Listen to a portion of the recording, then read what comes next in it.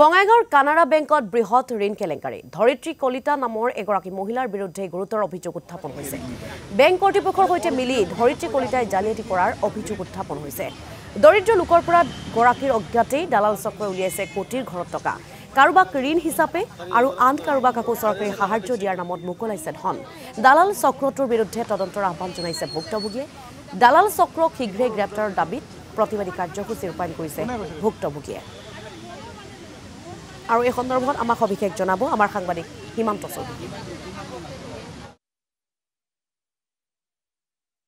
বঙাইগাঁও বৰপাৰা ৰাজহুৱা খেলপথাৰত এই মুহূৰ্তত বৈতামাৰীকে ধৰি বিভিন্ন অঞ্চলৰ পৰা বঙাইগাঁও জিলাৰ সমবেত হৈছে একাংশ মহিলা পুৰুষ। কাৰণ এওঁলোকৰ মাজত হাহাকাৰ পৰিস্থিতিৰ সৃষ্টি হৈছে যেতিয়া কানাড়া বেংকৰ পৰা তেওঁলোকলৈ নটিচ পঠোৱা হৈছে যে তেওঁলোকে একাংশই 50,000 টকা একাংশৰ গোটেই 6 লাখ টকাৰ ঋণ তেওঁলোকৰ পৰা লৈছিলে কানাড়া বেংকৰ পৰা, কিন্তু তেওঁলোকে পৰিশোধ কৰা নাই। দৰাচলতে ইয়াৰ একাংশ মহিলাই 50,000 টকা বুলি যদিও বা বেংকে কৈছে তেওঁলোকে লাভ কৰিছে 4,000 টকা। আন একাংশই ঋণৰ বাবে কেতিয়াও আবেদনেই কৰা নাছিল। মই হিতাধিকাৰীসকলৰ পৰা জানিবলৈ যত্ন কৰিম এই মুহূৰ্তত। আপুনি ঋণৰ কাৰণে কিমান টকা আবেদন কৰিছে? মই 10,000 টকা এপ্লাই কৰিছিলোঁ।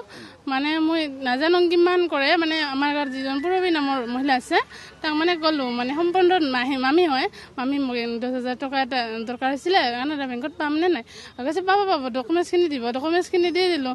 এদিনা চহী কৰি মানে চহী থৈ মাৰিলোঁ। এতিয়া কি কৰিলে, মানে যিখিনি কিমান টকা লোন হ'লে আমাক চাব নিদিয়ে, খালি চহীটোহে জাষ্ট মাৰিব দিলে। পালোঁ 10,000 টকা মোক দিছে মানে, কিন্তু যিটো পইচা উঠাইছে কেচিয়াৰেতো আমাৰ হাতত পইচা দিয়া নাই। কেচিয়াৰে ধৰিত্ৰী নিজে পইচাটো উঠাইছে। ধৰিত্ৰী কলিতা ইয়াৰ বেংকত কিবা ৱাৰ্কাৰ বুলি কৈছে, দালাল বুলি কৈছে।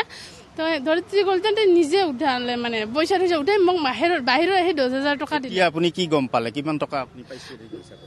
এতিয়া ঋণত মানে যেতিয়া মই একাউণ্টখন বিচাৰি লওঁ, বাইদেউ একাউণ্টখন দিব, একাউণ্টখনটো দিয়া নাই। তেতিয়া মই বেংকত আহি মই একাউণ্টখন লৈ ল'লোঁ। যেতিয়া আপ টু ডেট কৰি ল'লোঁ তেতিয়া মোৰ 50,000 টকা লোন হৈ আছে। তেতিয়া মই ফোন কৰিলোঁ, বাইদেউ এনেকৈ কিয় 50,000 টকা? মই 40,000টো মই মাৰিম, 10,000টো তুমি মাৰিবা। সেনেকৈ মই দুটামান কিস্তি দিলোঁ। আপোনাৰ নাম লৈ 40,000 টকা তেওঁ লৈছে। হয়, কেৱল এগৰাকী মহিলাই নহয়, মই ইয়াত দেখুৱাইছোঁ ইয়াত বঙাইগাঁও জিলাতে শতাধিক পুৰুষ মহিলাৰ এই ঘটনা সংঘটিত হৈছে। এগৰাকী আইতাৰ কাষলৈ মই যাবলৈ যত্ন কৰিম। আপুনি কিমান টকা পাইছে? মই 4,000 পাইছোঁ। কি হিচাপত পাইছিল? অনুদান হিচাপত দিছে। আপুনি লোনৰ কাৰণে এপ্লাই কৰিছিল নেকি কেতিয়াবা? নাই কৰোঁ। এতিয়া আপুনি কিমান টকা দিবৰ কাৰণে নটিচ আহিছে আপোনাৰ? 50,000। 50,000 টকা দিব। 50,000। আপুনি পাইছিল লোন? লোন একো পোৱা নাই। আমাক অনুদান হিচাপত দিয়া কথা কৈছে। কিমান টকা? 1,000 টকা কৰি দকাইছে, বছৰত 1,000 কৰি দিম, অনুদান বুলি দিম। সেই কৈ আমাক লৈ গৈছে। এতিয়া আৰু আমাৰ লোন হৈছে, আমিতো গমেই নাপাং। কিমান টকাৰ লোন হৈছে? লোন 50,000 হৈছে, বাৰীয়ে থাৰিয়ে 75,000 হৈছে। আমিতো সেইবিলাক গমেই নাপাং। আৰু আমি যে কাগজবিলাক উল্টে পাল্টা চাবা খোজোঁ, আমাক সেইবোৰ একো চাবা নিদিয়ে, খালি চহী কৰি যাবা কয়েক ফালৰ পৰা। হয়, মুঠৰ ওপৰত এক বৃহৎ কেলেংকাৰী সংঘটিত হৈছে। বেংক কৰ্তৃপক্ষৰ ওপৰত অভিযোগ আহিছে। আনহাতে ধৰিত্ৰী কলিতা নামৰ এগৰাকী মহিলা দালালৰ ৰূপত আৱিৰ্ভাৱ হোৱাৰ অভিযোগ উত্থাপিত হৈছে। ইয়াত সচেতন যিসকল লোক আছে মই তেওঁলোকৰ পৰা এই মুহূৰ্তত জানিবলৈ যত্ন কৰিম। দৰাচলতে সমগ্ৰ ঘটনাটো কি হৈছে? ইয়াত বেংক কৰ্তৃপক্ষ জড়িত নিশ্চয়। আনহাতে এই দালাল হিচাপে যিগৰাকী মহিলাৰ নাম আহিছে ধৰিত্ৰী কলিতা। ইয়াত আপোনাৰ ৰিকভাৰী এজেণ্ট, লোন মেনেজাৰ আৰু কেছ কাউণ্টাৰত বহি থকা মানুহজন সম্পূৰ্ণ জড়িত হৈ আছে। বেছিভাগ মানুহে গমেই নাপায় তেওঁলোকৰ নামত যে লোন হৈছে। বেছিভাগ মানুহে কৈছিল যে আপোনালোকক সাহায্য দিয়া হ'ব, আপোনালোকৰ আধাৰ কাৰ্ড পান কাৰ্ড আমাক জমা দিয়ক। গতিকে সেই মানুহবিলাক সাহায্য পোৱাৰ আশাত তেওঁলোকে আধাৰ কাৰ্ড পান কাৰ্ড জমা দিছিলে।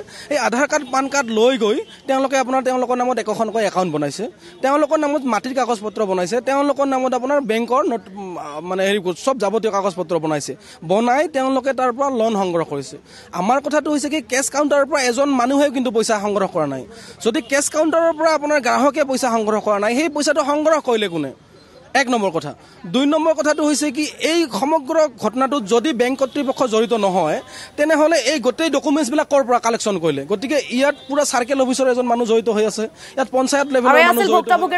ভুক্তভোগীৰ প্ৰতিক্ৰিয়া শুনালে আমাৰ সাংবাদিক হিমান্ত চৌধুৰীয়ে। তেওঁক এই মুহূৰ্তত আমি ধন্যবাদ জ্ঞাপন কৰিছোঁ।